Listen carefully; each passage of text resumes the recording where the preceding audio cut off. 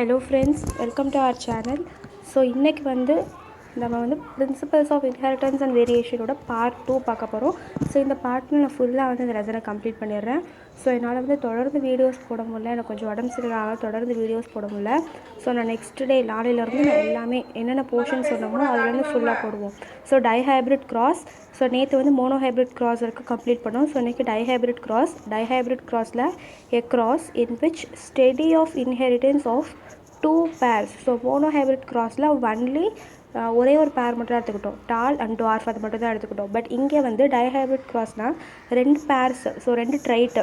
So tried அப்படின்னா பெண்டல் எவ்வளோ traits எடுத்துக்கிட்டாரு, seven tried எடுத்துக்கிட்டாரு. So அதில் ஒரு ட்ரைட்டை வச்சு சொல்கிறது மோனோஹைப்ரிட் கிராஸ், ரெண்டு ட்ரைட்டை வச்சு சொல்கிறது டைஹைப்ரிட் கிராஸ்.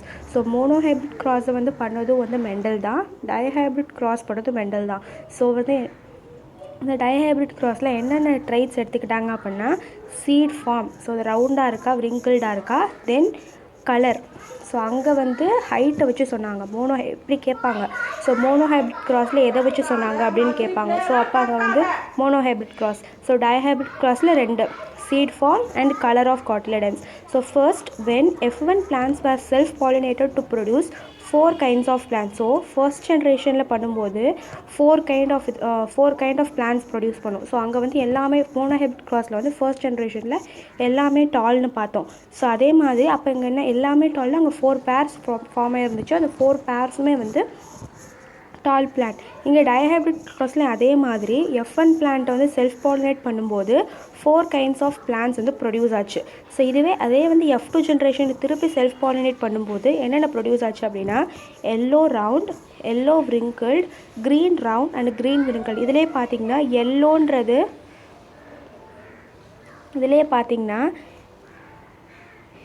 எல்லோங்கிறது ஒரு பேர், ஸோ ஒரு கேரக்டர், தென் ரவுண்டுன்றது ஒரு கேரக்டர், அதே மாதிரி க்ரீனுன்றது ஒரு கேரக்டர், ரவுண்டுன்றது ஒரு கேரக்டர். ஸோ அப்போ நீங்கள் எது டைஹைப்ரிட் கிராஸ் எது மோனோஹைப்ரிட் கிராஸ் அப்படின்னு இதை வச்சே நீங்கள் ஈஸியாக ஐடென்டிஃபை பண்ணிடலாம். ஸோ அப்போது எல்லோ ரவுண்டு ரெண்டு கேரக்டர்ஸ் வரதுனால இது டைஹைப்ரிட் கிராஸ். ஸோ இது மாதிரி yellow round, yellow wrinkled, green round and green wrinkled அப்படின்னு 4 டைப்ஸ் ஆஃப் பிளான்ட்ஸ் ப்ரொடியூஸ் ஆகிருக்கு. ஸோ அது என்ன ரேஷியோவில் இருக்குது அப்படின்னா 9:3:3:1. ஸோ மோனோஹைப்ரிட் கிராஸில் 1:2:1 ஜீனோடைபிக் ரேஷியோ, இங்கே ஜீனோடைபிக் ரேஷியோ 9:3:3:1. ஸோ இந்த ரேஷியோஸ்லாம் நீங்கள் இம்பார்ட்டண்ட்டாக படித்து வச்சுக்கணும். ஸோ ஃபர்ஸ்ட் என்ன பண்ணுறாங்க அப்படின்னா ரவுண்ட் எல்லோ அண்ட் விரிங்கிள்டு க்ரீன் இது ரெண்டையும் கிராஸ் பண்ணுறாங்க. கிராஸ் பண்ணுறப்போ ஃபர்ஸ்ட் ஜென்ரேஷனில் எல்லாமே எல்லோவாக வருது. அதெல்லாம் வச்சுக்கணும். ஃபர்ஸ்ட் ஜென்ரேஷனில் எல்லாமே ரவுண்ட் எல்லோவாக வருது. திருப்பி இந்த ரவுண்ட் எல்லோ என்ன பண்ணுறாங்க அப்படின்னா ஒரு பேரமெண்ட் எடுத்துக்கிட்டு அதை திருப்பி செல்ஃப் கிராஸ் பண்ணுறாங்க. ஸோ ரவுண்ட் எல்லோவில் திருப்பி செல்ஃப் கிராஸ் பண்ணுறப்போ திருப்பி செகண்ட் ஜென்ரேஷனில் தான் என்ன வருது அப்படின்னா இந்த ரேஷியோ வருது 9:3:3:1. ஸோ 9 அப்படின்றது மொத்தம் எவ்வளோ ரவுண்ட் எல்லோ ப்ரொடியூஸ் ஆகிருக்கு அப்படின்னா 9 plants of round yellow produce ஆகிருக்கு. அதே மாதிரி ரவுண்ட் க்ரீன் 3 ப்ரொடியூஸ் ஆகிருக்கு, விங்கிள்டு எல்லோ 3 ப்ரொடியூஸ் ஆகிருக்கு, விங்கிள்டு க்ரீன் 1 ப்ரொடியூஸ் ஆகிருக்கு. ஸோ இப்படி நீங்கள் வெறும் ரேஷியோவை மட்டும் படித்து வைக்காமல் நீட்டை பொறுத்த வரைக்கும் எவ்வளோ பிளான்ஸ் 9னா அதில் எவ்வளோ என்ன கலரில் என்ன ஷேப்பில் ப்ரொடியூஸ் ஆகிருக்கு அந்த 9 பிளான்ஸ் அப்படின்னு கேட்பாங்க. ஸோ இது மாதிரி நீங்கள் சும்மா அந்த ரேஷியோ மட்டும் படித்து வைக்காமல் ஸோ என்ன பிளான்ஸ் ப்ரொடியூஸ் ஆகுது, என்ன டைப் ஆஃப் பிளான்ஸ் ப்ரொடியூஸ் ஆகுது அப்படின்னு படித்து வச்சுக்கோங்க. ஸோ இப்படி படிச்சிங்க அப்படின்னா உங்களுக்கு ஈஸியாக இருக்கும். ஸோ டைஹைப்ரிட் கிராஸ் வரைக்கும் பொறுத்தது இதுதான். நெக்ஸ்ட்டு இந்த டைஹைப்ரிட் கிராஸில் என்னென்ன கன்க்ளூஷன் அவங்க கொண்டு வந்தாங்க அப்படின்னா தி F2 generation plant produce 2 new phenotypes. So inheritance of seed coat color is independent from the inheritance of shape of seeds. Otherwise it cannot possible to obtain yellow wrinkled and green round types of seeds. So எப்போவுமே yellow wrinkled and green round types of seeds ப்ரொடியூஸே ஆகாது. But இந்த dihybrid cross கொண்டு வந்தது மூலமாக இந்த பிளான்ஸும் produce ஆகும் அப்படின்றத அவங்க கண்டுபிடிச்சாங்க. So next otherwise this observation leads to the Mendel's conclusion that different types of characters present in plants assorted independently during inheritance. So இந்த தான் இதுதான் இண்டிபெண்ட் அசார்ட்மெண்ட்டோட கன்க்ளூஷன். ஸோ இது உங்களுக்கு கிடையாது போர்ஷனில். Next back cross and test cross. So back cross and test cross. A back cross is a cross in which F1 individuals are crossed without with any of their parents. So back cross அப்படின்னா so இப்போ வந்து திருப்பி F1 generation என்ன பண்ணுவாங்க, திருப்பி self cross பண்ணுவாங்களா. But இந்த back க்ராஸில் என்ன பண்ணுவாங்கன்னா F1 ஜென்ரேஷனை அதோட எந்த பேரண்ட்டாக வேணா இருக்கட்டும், ஸோ ஃபர்ஸ்ட் பேரண்ட்ஸ்லேருந்து தான் F1 ஜென்ரேஷன் ப்ரொடியூஸ் ஆகும். ஸோ இப்போ இந்த F1 ஜென்ரேஷனை பேரண்ட்ஸ் கூட க்ராஸ் பண்ணுறது தான் வந்து பேக் க்ராஸ். நல்லா ஞாபகம் அப்படி பேக்கில் போகிறது. ஸோ நல்லா ஞாபகம் வச்சுக்கோங்க. பேரண்ட்ஸு, ஸோ பேரண்ட்ஸ் இருக்காங்களா இங்கே பேரண்ட்ஸு, ஸோ பேரண்ட்ஸ் 2 பேரும் தான். சாரி இருங்க உங்களுக்கு ஈஸியாக சொல்லுறேன். மேல் ஃபீமேலா. ஸோ இந்த மேல் ஃபீமேலை க்ராஸ் பண்ணும் போது என்ன ப்ரொடியூஸ் ஆகும், டாட்டர் ப்ரொடியூஸ் ஆகிறான்னு வச்சுக்கலாம். ஸோ இந்த டாட்டர் என்ன பண்ணுறாங்க, திருப்பி மேல் கூட க்ராஸ் பண்ணுறாங்க. திருப்பி மேல் கூட க்ராஸ் பண்ணுறதா என்னது, பேக் க்ராஸ். ஸோ இங்கே என்ன சொல்கிறாங்கன்னா, இப்போ டாட்டர்னால் கண்டிப்பாக மேல் கூட தான் க்ராஸ் பண்ணணும் அப்படின்னு சொல்லலை. So with any of their parents. So நல்லா என்ன வச்சுக்கோங்க, with any of their parents, யார் கூட வேணால் க்ராஸ் பண்ணிக்கலாம் அப்படின்னு சொல்கிறாங்க. இது ரொம்ப ரொம்ப முக்கியம். ஸோ இது ரொம்ப ரொம்ப முக்கியம். நெக்ஸ்ட்டு ஸோ நல்லா என்ன வச்சுக்கோங்க, பேக் க்ராஸ்னால் F1 individuals. F1 individual means daughters. So டாட்டர்ஸை திருப்பி பேரண்ட்ஸ் கூட ஏதாச்சும் ஒரு பேரண்ட்டு, அப்பாவோ அம்மாவோ யார் கூடயாவது க்ராஸ் பண்ணுறது வந்து back cross. The generations obtained from this cross all possess dominant character. நல்லா ஞாபகம் வச்சுக்கணும். எப்படி பேக் க்ராஸ் பண்ணுறப்போ F1 இண்டிவிஜுவல்ஸை பேரண்ட் கூட க்ராஸ் பண்ணுறப்போ எல்லாமே வந்து டாமினன்ட் கேரக்டராக தான் இருக்கும். F1 திருப்பி வர ஜென்ரேஷன் வந்து எல்லாமே டாமினன்ட் கேரக்டர் தான் இருக்கும். நல்லா ஞாபகம் வச்சுக்கணும். Next when F1 progeny is crossed with the recessive parent, it is called test cross. So back க்ராஸ்னால் F1 இண்டிவிஜுவல்ஸ் இது வந்து டெஃபினேஷன் கேட்பாங்க. ஸோ வந்து போன வருஷம் வந்து அந்த பண்ணட் ஸ்கொயர்லாம் ரொம்ப சிம்பிள், எதிர்பார்க்கவே இல்லாத மாதிரி பேக் க்ராஸ் டெஸ்ட் க்ராஸும் கூட கேட்கலாம். ஸோ பேக் க்ராஸ்னு என்னது, F1 ஜென்ரேஷனை பேரண்ட் ஏதாச்சும் ஒரு பேரண்ட் கூட க்ராஸ் பண்ணுறது பேக் க்ராஸ். டெஸ்ட் க்ராஸ்னால் அந்த F1 ஜென்ரேஷனை ஒரு ரெசசிவ் பேரண்ட் கூட. ஸோ பேக் க்ராஸ்னால் எந்த பேரண்ட் கூட வேணால் ட்ரீட் பண்ணலாம், ஏதாச்சும் ஒரு பேரண்ட் கூட வேணால் ட்ரீட் பண்ணலாம். பட் டெஸ்ட் க்ராஸ்னால் ரெசசிவ் பேரண்ட் கூட மட்டும்தான் ட்ரீட் பண்ணணும். ஸோ F1 ஜென்ரேஷனை ரெசசிவ் பேரண்ட் கூட க்ராஸ் பண்ணுறது தான் வந்து டெஸ்ட் க்ராஸ். நல்லா ஞாபகம் வச்சுக்கோங்க. F1 ஜென்ரேஷனை ரெசசிவ் பேரண்ட் கூட க்ராஸ் பண்ணுறது test cross. The total generation obtained from this cross வந்து, ஸோ இப்போ பேக் க்ராஸில் வந்து திருப்பி வர ஜென்ரேஷன் எல்லாமே டாமினன்ட்னு பார்த்தோம். பட் இங்கே வந்து டெஸ்ட் க்ராஸை பொறுத்த வரைக்கும் ஜென்ரேஷன் எப்படி வருது, 50% டாமினண்ட்டாக வருது, 50% ரெசசிவாக வருது. அதாவது மோனோ ஹைப்ரிட் டெஸ்ட் க்ராஸை பொறுத்த வரைக்கும் 50% டாமினன்ட் கேரக்டர், 50% ரெசசிவ் கேரக்டர். இது மறந்துடவே கூடாது. Next test cross helps to find out the genotype of dominant individual. Next வந்து மோனோ ஹைப்ரிட் டெஸ்ட் க்ராஸில் வந்து 50% டாமினன்ட் கேரக்டர், 50% வந்து ரெசசிவ் கேரக்டர் வரணும் பார்த்தோம். நெக்ஸ்ட்டு எப்படி வந்து 50% dominant character then 50% recessive character வருது அப்படின்னா, the progeny obtained from the monohybrid cross வந்து ஈக்குவல் ப்ரொபோர்ஷன் இருக்கும். இது 50% அதுவும் 50% இருக்கும்னு பார்த்தோம். ஸோ இப்போ வந்து டெஸ்ட் க்ராஸ் தான் என்னது, F1 ப்ராஜனி, அதாவது F1 ஜென்ரேஷன் வந்து ரெசசிவ் பேரண்ட் கூட ட்ரீட் பண்ணுறது. ஸோ இங்கே வந்து என்ன பண்ணியிருக்காங்க,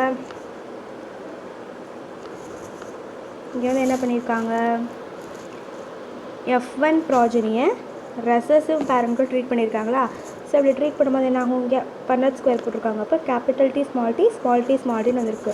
ஸோ அப்போ வந்து ஃபீனோடைபிக் ரேஷியோ எப்படி வரும், 1:1 வரும். நெக்ஸ்ட்டு இதுவே இப்போ வந்து இப்படி தான் வந்து 50% டாமினன்ட் கேரக்டர், 50% ரெசசிவ் கேரக்டர் வந்துச்சு. ஸோ நெக்ஸ்ட்டு வந்து டைஹைப்ரிட் க்ராஸ்.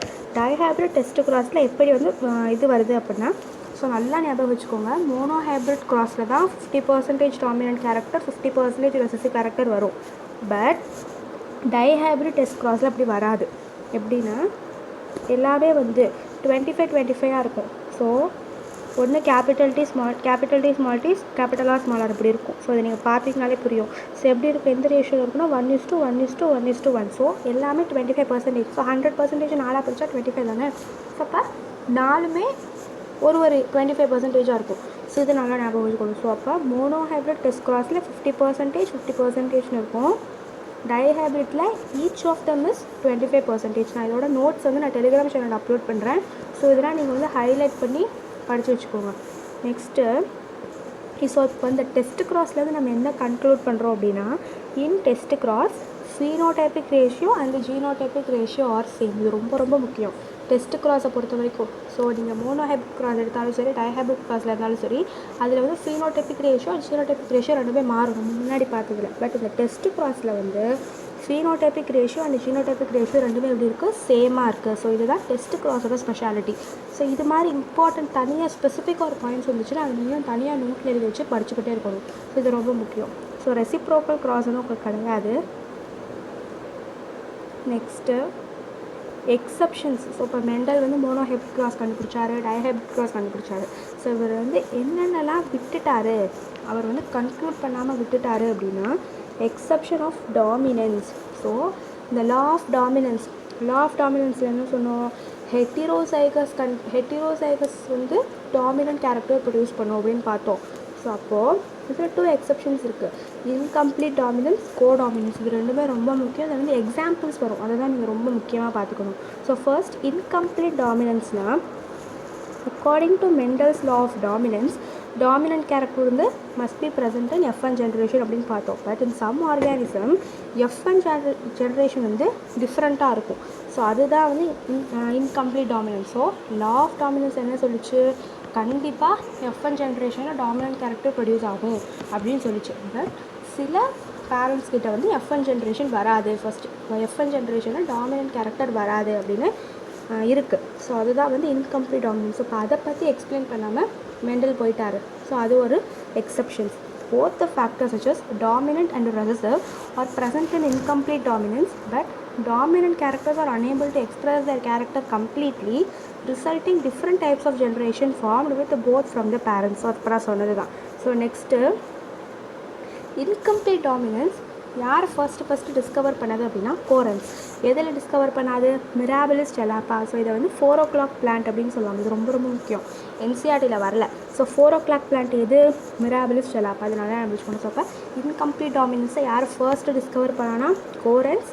எந்த பிளான்ட்டில், மிராபிலிஸ் ஜெலாப்பா. இது அதுக்கு 2 நேம் இருக்குது, 4 o'clock பிளான்ட், தென் குல் இ பான்ஸ். ஸோ இந்த 2 பேரும் நல்லா ஞாபகம் வச்சுக்கோங்க. நெக்ஸ்ட்டு இன்கம்ப்ளீட் டாமினன்ஸ்னால் என்னதுன்னா, எக்ஸாம்பிள் நீங்கள் எப்படி ஞாபகம் வச்சுக்கணும், கலர்ஸை வச்சு தான் ஞாபகம் வச்சுக்கணும். அவங்க வந்து வெறுமனே என்சிஆர்டியில் இந்த கலரை வச்சு கொடுத்துருப்பாங்க, பட் யார் கண்டுபிடிச்சா அதெல்லாம் கொடுக்கல. ஸோ இப்போ 3 different types of plants are found in mirabilis. என்னென்ன அப்படின்னா, ஸோ மிராபிலிஸ்லேயே வந்து 3 different types of plants இருக்குது. எப்படி ரோஸில் டிஃப்ரெண்ட் கலர்ஸ் இருக்கும், அது மாதிரி மிராபிலிஸ்லேயே டிஃப்ரெண்ட் கலர்ஸ் இருக்குது, red, white, pink. Then plants with a red plants is crossed with the white flower plants with the pink color obtained in the generation. So அப்போ red பிளான்ட்டையும் white பிளான்ட்டையும் cross பண்ணும்போது pink colour plant வந்து produce ஆகுதான். எப்படி, red பிளான்ட்டையும் white பிளான்ட்டையும் cross பண்ணும்போது pink colour plant வந்து produce ஆகுது அப்படின்னு சொல்கிறாங்க. In the genes of red color, incomplete dominant over the genes of white color. Then F1 generation of the pink. So என்ன ரேஷியோவில் வருதுன்னு பார்த்துக்கோங்க. ஃபீனோடைபிக் ரேஷியோ வந்து 1:2:1. இதுவே நார்மல் மோனோஹைபிரிட் கிராஸில் எப்படி வருது, 3:1. பட் இன்கம்ப்ளீட் டாமினன்ஸில் எப்படி வருது, 1:2:1. ஸோ இதுதான் இங்கே வந்து டிஃப்ரென்ஸு. ஸோ இது நல்லா ஞாபகம் வச்சுக்கணும். F2 ஜென்ரேஷனாக என்ன, F1 ஜென்ரேஷனை செல்ஃப் பாலினேட் பண்ணுறது தான் F2 ஜெனரேஷன். அப்படி பண்ணுறப்போ 1:2:1 தான் வருது. ஸோ நல்லா ஞாபகம் வச்சுக்கணும். Next codominance. இப்போ இன்கம்ப்ளீட் டாமினன்ஸ் தான் உங்களுக்கு கிளியராக எக்ஸ்பிளைன் பண்ணிட்டேன். Next codominance.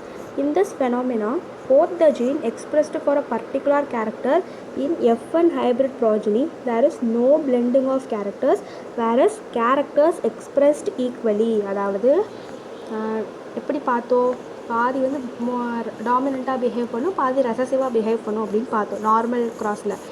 ஆனால் கோடாமினன்ஸில் என்னென்னா ரெண்டுமே ஈக்குவலாக, அதாவது டெஸ்ட் கிராஸ் மாதிரி ரெண்டுமே ஈக்குவலாக பிஹேவ் பண்ணும். சில இப்போ 50% டாமினண்ட்டாக பிஹேவ் பண்ணுச்சுன்னா 50% ரெசசிவாக பிஹேவ் பண்ணும். இதுதான் கோடாமினன்ஸ். ஸோ F1 ப்ராஜனி வந்து ரெண்டுமே எக்ஸ்ப்ரெஸ் ஆகும். F1 கேரக்டர்ஸில் நம்ம என்னென்னு பார்த்தோம், ஒன்லி டாமினன்ட் மட்டும் தான் வரும்னு பார்த்தோம். பட் கோடாமினன்ஸில் என்ன சொல்கிறாங்கன்னா F1 ஜென்ரேஷனை பொறுத்த வரைக்கும் பாதி டாமினண்ட்டாக பிஹேவ் பண்ணும், பாதி ரெசசிவாக பிஹேவ் பண்ணும், பட் ஈக்குவலாக பிஹேவ் பண்ணும். அதான் கோடாமினன்ஸ். ஸோ எக்ஸாம்பிள் வந்து codominance is seen in animals for goat color when a black parent is crossed with a white parent. அதாவது கலர் ஸ்கின் டோனை வச்சு சொல்கிறது. ஸோ இப்போ பிளாக் பேரண்ட்டை ஒயிட் பேரண்ட் கூட ட்ரீட் பண்ணும்போது என்ன ஃபார்ம் ஆகுது, இன்னொரு ஒரு கலர் ஃபார்ம் ஆகுது, ரோன் அப்படின்ற ஒரு கலர் ஃபார்ம் ஆகுது. ஸோ இதை க்ராஸ் பண்ணும்போது என்ன ரேஷியோவில் வந்து 1:2:1 ரேஷியோவில் ஃபார்ம் ஆகுது அப்படின்னு சொல்கிறாங்க. ஸோ நெக்ஸ்ட்டு இதுலேருந்து என்ன தெரியணும் அப்படின்னா, it is obvious by above analysis that the phenotypic ratio as well as genotypic ரெண்டுமே 1:2:1 தான். அதெல்லாம் ஞாபகம் வச்சுக்கணும். phenotypic ரேஷியோவும் சரி genotypic ரேஷியோவும் சரி ரெண்டுமே 1:2:1. இதுதான் கோடாமினன்ஸை பொறுத்த வரைக்கும். எக்ஸாம்பிள்ஸ் என்னென்னா, உங்களுக்கு வந்து என்சிஆர்டில் என்னென்ன எக்ஸாம்பிள் கொடுத்துருப்பாங்கன்னா, ஏபிஓ பிளட் குரூப்பிங் அதை ஃபுல்லாக எக்ஸ்பிளைன் பண்ணி கொடுத்துருப்பாங்க. அது ஒரு தடவை பார்த்துக்கோங்க. ஸோ ஏபிஓ பிளட் குரூப்பிங், தென் சிக்கிள் செல் அனிமியா, இதுவும் வந்து கோடாமினன்ஸ்க்கு எக்ஸாம்பிள். நெக்ஸ்ட்டு செக்ரிகேஷன் என்ன பார்த்தோம், செப்பரேட் ஆகிறது அப்படின்னு பார்த்தோம். There is no exception for law of segregation. Segregation is essential during the meiotic division of all sexually reproducing organism. Next chromosomal theory of inheritance. So இப்போ நம்ம வந்து கிராஸ் எல்லாமே monohybrid cross, dihybrid cross எல்லாமே உங்களுக்கு நான் கம்ப்ளீட்டாக explain பண்ணிட்டேன். Next chromosomal theory of inheritance. இந்த குரோமோசோமல் தியரி ஆஃப் இன்ஹெரிட்டன்ஸை யார் ஃபஸ்ட்டு ப்ரப்போஸ் பண்ணதுன்னா சுட்டன் அண்ட் போவேரி அப்படி மட்டும் தான் கொடுத்துருப்பாங்க. So Walter Sutton and Theodor Boveri. So but experimental theory யார் கொடுத்தது, டிஹெச் மார்கன். ஃபர்ஸ்ட் இன்ட்ரடக்ஷன்லேயே பார்த்தாச்சு. ஸோ இங்கே என்னென்னலாம் சொல்கிறாங்க, இந்த தியரியில் என்னென்னலாம் வருது அப்படின்னா, gamete serves as a bridge between two successive generation. So ஒரு ஜெனரேஷன் வரப்போ, ஸோ ஒரு பேரட்லேருந்து நம்ம ஃபர்ஸ்ட்டு என்ன எடுப்போம், கேமெட்ஸ் எடுப்போமா. ஸோ அதுதான் இங்கே சொல்கிறாங்க. Next male and female gametes play an equal role in contributing hereditary components of future generation. So ஒரு பேரண்ட் ஒரு இண்டிவிஜுவல் ப்ரொடியூஸ் ஆகணும்னா மேல் ஃபீமேல் ரெண்டுமே வந்து ஈக்குவல் ரோல் ப்ளே பண்ணுவாங்க. Next only the nucleus of sperm combines with ovum, thus hereditary information is contained in the nucleus. So nucleus வந்து nucleus of sperm. So ஸ்பெர்மோட nucleus வந்து ஓவமோட என்ன ஆயிரும்னா கம்பைன் ஆயிரும். ஸோ இது கம்பைன் ஆகி அப்போது ஹெரிடிட்டரி இன்ஃபர்மேஷன், ஸோ குரோமோசோம் வந்து எதில் இருக்கும் அப்படின்னா நியூக்ளியஸ்குள்ளே தான் இருக்கும் அப்படின்னு சொல்கிறாங்க. நெக்ஸ்ட்டு குரோமாட்டின் இந்த nucleus is associated with cell division in the form of chromosomes. Any type of deletion or addition in chromosome can cause structural and functional changes in living. இது ஆமாம். ஸோ வந்து குரோமோசோமல் டிஸார்டர் அப்படின்னா நம்ம பின்னாடி பார்ப்போம். So வந்து ஏதாவது ஒரு குரோமோசோம் வந்து ஆட் ஆகணும். ஒரு பர்சனுக்கு வந்து 46 குரோமோசோம்ஸ் தான் இருக்கணும். அதை விட கம்மியாக இருந்தாலோ அதிகமாக இருந்தாலோ அந்த லிவிங் திங்கோட ஸ்ட்ரக்சர் அண்ட் ஃபங்க்ஷனல் கேரக்டர்ஸே மாறி போயிடும். So sort of parallelism is observed between Mendelian characters and chromosomes. A number of genes or Mendelian வந்து என்ன இருக்கும் அப்படின்னா, ஈச் குரோமோசோம்ஸ்லேயும் ஒவ்வொரு குரோமோசோம்லேயும் ஒவ்வொரு ஜீன்ஸ் இருக்கும். கண்டிப்பாக இவ்வளோ ஜீன்ஸ் தான் இருக்கணும் அப்படின்னா அது கேரக்டர்ஸில் இவ்வளோ ஜீன்ஸ் இருக்கும். ஸோ இதுதான் வந்து முக்கியம். ஸோ 46 குரோமோசோமில் 44 வந்து ஆட்டோசோம்ஸ், 2 வந்து அல்லோசோம்ஸ். ஸோ அந்த அல்லோசோம்ஸ்ன்றது செக்ஸ் குரோமோசோம். நெக்ஸ்ட்டு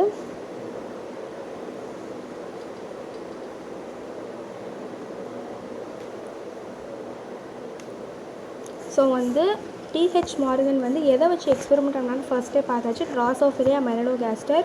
ஸோ இப்போ ஃபாதர் ஆஃப் எக்ஸ்பெரிமெண்டல் ஜெனடிக்ஸ் யார் அப்படின்னா டிஹெச் மார்கன். ஸோ அந்த குரோமோசோம் தியரியோட ஃபீச்சர்ஸ் என்னென்ன அப்படின்னா, both chromosome as well as genes occurs in pairs. So chromosomes வந்து எப்போவுமே பேராக தான் அக்கர் ஆகும். Next gamete contain only 1 chromosome. So இப்போ மேல்னால் 1 குரோமோசோம் தான் ப்ரெசென்ட்டாக இருக்கும். அதே மாதிரி 2 அலீல்ஸ் ப்ரெசென்ட்டாக இருக்கும். அலீல்ஸ்னால் என்னது, பேர் ஆஃப் ஜீன்ஸ், அதான் அலீல்ஸ் ஞாபகம் வச்சுக்கணும். Next the paired condition of both chromosome as well as மென்டலில் வந்து ஃபர்டிலைசேஷன் அப்போ ரீஸ்டோர் ஆயிரும் அப்படின்னு சொல்கிறாங்க. நெக்ஸ்ட்டு லிங்கேஜ்னால் the collective inheritance of character is called a linkage. Linkage is first seen by Bateson, then Punnett, but they did not explain the phenomena. So அவங்க வந்து லிங்கேஜ்ன்றது கண்டுபிடிச்சது சும்மா டெஃபினேஷன் கொடுத்தது வந்து பேட்சன் அண்ட் புன்னெட், பட் அவங்க வந்து கம்ப்ளீட்டாக அதை பற்றி எக்ஸ்பிளைன் பண்ணவே இல்லை. So sex linkage was first discovered by Morgan in Drosophila and coined the term linkage. So இப்போ வந்து லிங்கேஜை பற்றி சொன்னவங்க தான் வந்து பேட்சன் அண்ட் புன்னெட், பட் அதை பற்றி ஃபுல்லாக டிஸ்கவர் பண்ணி அனலைஸ் பண்ணது வந்து மார்கன். ஸோ இவர் தான் வந்து தியரி ஆஃப் லிங்கேஜே கண்டுபிடிச்சார். ஸோ இப்போ வந்து தியரி ஆஃப் எக்ஸ்பெரிமெண்டல் ஜெனடிக்ஸை வச்சு கண்டுபிடிச்சதும் டிஹெச் மார்கன் தான். லிங்கேஜ் தியரியை கண்டுபிடிச்சதும் டிஹெச் மார்கன் தான். ஸோ வந்து என்ன சொல்கிறாங்கன்னா, இன் கேஸ் ஆஃப் லிங்கேஜ் இது வந்து 2 டைப்ஸ் ஆஃப் கேமெட்ஸ் ப்ரொடியூஸ் பண்ணுமா. லிங்கேஜ் அப்போது 2 டைப்ஸ் ஆஃப் கேமெட்ஸ், அதாவது capital A capital B, small A small B அப்படின்னு 2 டைப்ஸ் ஆஃப் கேரக்டர் ப்ரொடியூஸ் பண்ணும். இதுவே இண்டிபெண்ட்டாக இருக்கப்போ 4 டைப்ஸ் ஆஃப் கேரக்டர். மோனோ ஹைப்ரிட்டில் வந்து 2 types of character. So in case of linkage இப்படி கேபிட்டல் ஏ கேபிட்டல் பி இது பண்ணி இது பண்ணும். லிங்கேஜ் அப்போ 2 டைப்ஸ் ஆஃப் கேமெட் எப்படி ஞாபகம் வச்சுக்கிங்கன்னா, லிங்கேஜ் அப்போ 2 டைப்ஸ் ஆஃப் கேமெட்ஸ் ப்ரொடியூஸ் பண்ணும் இண்டிபெண்ட்டாக பிஹேவ் பண்ணுறப்போ. ஸோ லிங்கேஜ்னு என்னது, கேபிட்டல் ஏ கேபிட்டல் பி ஒன்றா இருக்கா. ஸோ உங்களுக்கு ஈஸியாக சொல்லித்தரேன். கேபிட்டல் ஏ கேபிட்டல் பி ஒன்றா இருக்கா, கேபிட்டல் ஏ கேபிட்டல் பி. இங்கே ஸ்மால் ஏ ஸ்மால் பி ஒன்றா இருக்கா. பட் இங்கே இண்டிபெண்ட்டாக பாருங்கள், கேபிட்டல் ஏ ஸோ எப்படின்னா ஏ பி ஒன்றா இல்லாமல் தனித்தனியாக இருக்குது. ஸோ இதுதான் வந்து லிங்கேஜ்னால் இது ரெண்டும் லிங்காக இருக்கும். ஸோ ஏவாக இருந்தாலும் சரி பியாக இருந்தாலும் சரி இது ரெண்டும் லிங்காக இருக்கும். பட் இண்டிபெண்ட்டாக இருக்கப்போ ஏ இங்கே இருக்கும், பி இங்கே இருக்கும். ஸோ இதுதான் அவங்க வந்து சொல்கிறாங்க. ஸோ நீங்கள் வந்து இந்த நோட்ஸ் வந்து நீங்கள் ரெஃபர் பண்ணிக்கோங்க. நான் உங்களுக்கு வந்து இந்த வீடியோ அப்லோட் பண்ணதுக்கப்புறமே நான் உங்களுக்கு வந்து இந்த பிடிஎஃப் நான் வந்து அப்லோட் பண்ணிடுறேன் டெலிகிராம் சேனலில். ஸோ அதில் வந்து நீங்கள் பார்த்துக்கோங்க. நெக்ஸ்ட்டு தியரி ஆஃப் லிங்கேஜ் என்ன அப்படின்னா, தியரி ஆஃப் லிங்கேஜ் எதுவும் எடுத்து அப்படின்னா, linked genes are linearly located on the same chromosome. They get separated if exchanged. So இப்போ என்ன சொல்கிறாங்க, குரோமோசோம்ஸ் வந்து லிங்கேஜ் அப்போ குரோமோசோம்ஸை பார்த்தோம்ல, ஏ குரோமோசோம் பி குரோமோசோம். லிங்கேஜ் அப்போ ஏ குரோமோசோம் பி குரோமோசோம் ரெண்டுமே ஒன்றா இருக்குது. ஸோ அதான் சொல்கிறாங்க. ஸோ இப்போ தான் செப்பரேட் பண்ணும்போது என்ன ஆயிடும், அது செப்பரேட் ஆகிடும். அதான் கிராசிங் ஓவர் அப்படின்னு சொல்கிறாங்க. ஸோ நெக்ஸ்ட்டு இது ரொம்ப முக்கியம், strength of linkage is inversely proportional to distance between the genes. இதை ஞாபகம் வச்சுக்கணும். நெக்ஸ்ட்டு அப்போது டிஸ்டன்ஸ் அதிகமாக லிங்கேஜ் என்ன ஆகிட்டே வரும், கம்மியாகிட்டே வரும். இதுதான் முக்கியம். நெக்ஸ்ட்டு லிங்க்டு ஜீன்ஸை எதை வச்சு செப்பரேட் பண்ணலாம், கிராசிங் ஓவர்னால செப்பரேட் பண்ணலாம். இது ரொம்ப முக்கியம். நெக்ஸ்ட்டு எதெல்லாம் கிராசிங் ஓவரை அஃபெக்ட் பண்ணும், டிஸ்டன்ஸ் அதிகமாக கிராசிங் ஓவர் அதிகமாகும். நல்லா ஞாபகம் வச்சுக்கோங்க. மீன் டெம்பரேச்சர் அதிகமாக கிராசிங் ஓவர் அதிகமாகும். எக்ஸ்ரே அதிகமாக. ஸோ அதெல்லாம் நல்லா ரீட் பண்ணி வச்சுக்கோங்க. நெக்ஸ்ட்டு நல்லா ஞாபகம் வச்சுக்கணும், தெரிஞ்சுக்க வேண்டியது, கிராசிங் ஓவர் டோட்டலி ஆப்சென்ட் இன் மேல் ட்ரோசோஃபிலியா. ஓகேங்களா. நெக்ஸ்ட்டு ஸோ இந்த பிடிஎஃப்பில் நிறையா இருக்குது. ஸோ உங்களுக்கு டைம் வேஸ்ட் பண்ண நான் விரும்பலை. ஸோ அதனால் என்சிஆர்டியில் என்னென்ன இருக்கோ நான் அதை மட்டும் உங்களுக்கு எக்ஸ்பிளைன் பண்ணிடுறேன். ஸோ நான் வந்து கொடுக்குறேன், இந்த பிடிஎஃப் அப்படியே கொடுக்குறேன். பட் நீங்கள் எல்லாமே ரீட் பண்ணிக்கோங்க. ஓகேங்களா. ஸோ இந்த ஹீமோஃபிலியானா ப்ளீடர்ஸ் டிசீஸ் அதை பற்றி நிறையா இருக்குது. ஸோ நான் உங்களுக்கு வந்து ஃபுல்லாக எக்ஸ்பிளைன் பண்ணணும், டைம் வேஸ்ட் ஆகிடும். ஸோ அதனால் நான் உங்களுக்கு வந்து எதெல்லாம் முக்கியமாக அதை மட்டும் எக்ஸ்பிளைன் பண்ணிடுறேன். ஸோ இதுக்கப்புறம் எல்லாமே வந்து இதுதான் ப்ளியோட்ரோபிக் ஜீன் பாருங்கள். ஓகே, ப்ளியோட்ரோபிக் ஜீன் என்னது, gene which control more then one character அப்படின்னா அது pleiotropic gene. So sickle cell anaemia gene provide a classical example of pleiotropy. It not only causes hemolytic anemia but also இது. So ப்ளியோட்ரோபிக் gene உங்களுக்கு என்ன ஞாபகம் இருக்கணும், ஒரு gene மோர் கேரக்டரை control பண்ணுறது, மோர் தென் ஒன் கேரக்டர் கண்ட்ரோல் பண்ணது pleiotropic gene. One gene one character தான் கண்ட்ரோல் பண்ணணும். But more then one character control பண்ணிச்சுன்னா அது pleiotropic gene. Example is sickle cell anaemia and cystic fibrosis.